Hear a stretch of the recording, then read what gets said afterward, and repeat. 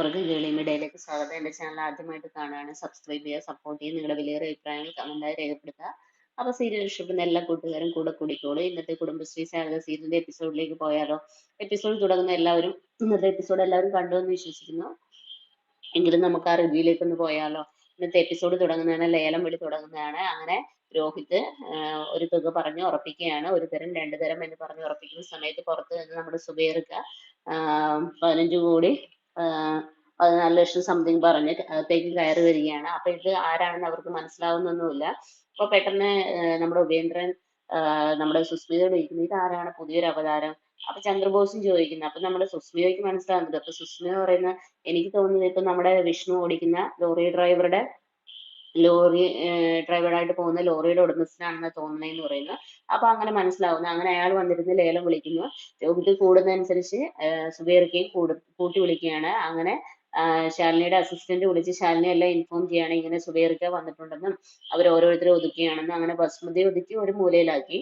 അപ്പം അതിനുശേഷം നമ്മുടെ സുബൈർക്ക് വന്നു. ഇവർക്ക് പിടിച്ചു നിൽക്കാൻ പറ്റുന്നില്ല. അപ്പം ഇവർ അടുത്ത കളി കളിക്കുകയാണ്, എങ്ങനെയും സുബൈറിനെ ഒതുക്കണം. അപ്പൊ നമ്മുടെ അസിസ്റ്റന്റ് വിളിച്ചിങ്ങനെ പറയും, സുബൈർക്കയുടെ ജീവൻ അപകടത്തിലാണ്, എങ്ങനെയും എന്തെങ്കിലും ചെയ്യണം എന്ന് പറയുന്നു. അപ്പൊ ശാലിനി പറയുന്നത്, ടെൻഷൻ എടുക്കണ്ട, ഞാൻ വിഷ്ണുവേട്ടനെ വിളിച്ചു പറയാം, ഇതുവരെ ഞാനൊന്നും പറഞ്ഞില്ല, പാവം ടെൻഷൻ അടിക്കണ്ട എന്ന് വിചാരിച്ച് അങ്ങനെ വിഷ്ണുവിനെ വിളിച്ച് ശാലിനി എല്ലാം ഇൻഫോം ചെയ്യാണ്. ഇങ്ങനെ സുബൈർക്ക് അവിടെ ലേലം വിളിക്കാൻ പോയിട്ടുണ്ട്, അവർ ഗുണ്ടകളെ വിട്ട് ആക്രമിക്കും, അതിനു മുമ്പ് ചെല്ലണം എന്നുള്ള കാര്യങ്ങളൊക്കെ അറിയിക്കുകയാണ്. അങ്ങനെ സുബൈർക്ക് ലേലം വിളിക്കുന്ന സമയത്ത് നമ്മുടെ ഉപേന്ദ്രൻ സുബൈർക്കയുടെ ഫോണിലേക്ക് വിളിച്ചിട്ട് നൂറിന്റെ കാര്യമൊക്കെ പറയും. നൂറ് അപകടത്തിലാണെന്നൊക്കെ പറയും. നിങ്ങൾ ആ ബഹളത്തിൽ നിന്ന് കുറച്ച് മാറി നിൽക്ക്, വീടിന്റെ പുറകുവശത്തേക്ക് വരാൻ പറയും. അപ്പൊ ഗുണ്ടകളെ പറഞ്ഞ് അവിടെ ഏർപ്പാടാക്കിയിട്ടുണ്ട്. അങ്ങനെ വീടിന്റെ പുറകുവശത്തേക്ക് നമ്മുടെ സുബൈർക്ക് വരുന്നു. അപ്പൊ ആ സുബൈർക്കയുടെ അസിസ്റ്റന്റിനോട് പറയും, എത്ര കൂട്ടി വിളിച്ചാലും നീ ലേലം വിളിച്ചോണം എന്നുള്ള കാര്യങ്ങളൊക്കെ അറിയിക്കുകയാണ്. അങ്ങനെ സുബൈർക്ക് ഫോണുമായി വീടിന്റെ പുറകുവശത്തേക്ക് ചെല്ലുമ്പോൾ ഗുണ്ടകള് നമ്മുടെ സുബൈർക്കയുടെ ബാധ പൊത്തി അകത്തേക്ക് കൊണ്ടുപോവുകയാണ്. അപ്പൊ ഉപേന്ദ്രൻ പറയും, ഞാനാണ് താങ്കളെ വിളിച്ചതെന്നൊക്കെ പറയും. അങ്ങനെ ഭീഷണിപ്പെടുത്തിയെന്ന് എന്നെ ഒന്നും ചെയ്യാൻ പറ്റത്തില്ലെന്ന് സുബൈർക്ക് പറയും.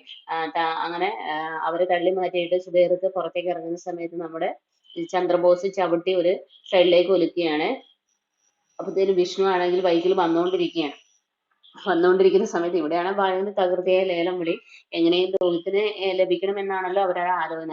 അങ്ങനെ നമ്മുടെ വിഷ്ണു അവിടെ കാല് ചവിട്ടുകയാണ്. അപ്പൊ തന്നെ സുസ്മിതയ്ക്ക് ടെൻഷൻ ആവാൻ തുടങ്ങി. കാരണം ഇനി എന്ത് സംഭവിക്കുന്ന അറിയത്തില്ലോ.